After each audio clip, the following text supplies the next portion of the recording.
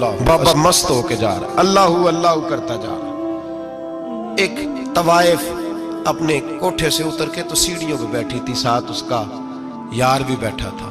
بابا اپنی مستی میں جا رہا تو بابا جی کے پیروں سے کچھ مٹی اڑی تو اس عورت کے کپڑوں پہ پڑ گئی۔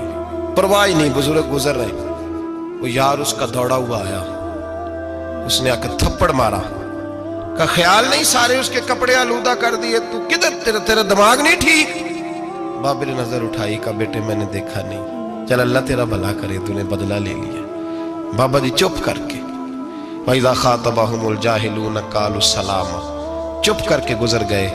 ٹھنڈ کا موسم تھا، بارش تازہ ہوئی تھی، حلوائی دودھ کاڑ رہا تھا، اس نے بٹھایا بابا جی کو پھٹے پہ، پیالہ پکڑا، دوڑ کے آگے بڑھا، بزرگ آ گئے، آئیے بیٹھیے، دودھ کا گرم گرم پیالہ شکر ڈال کے دیا، بابا جی نے دودھ پیا، پھر نظر جھکی،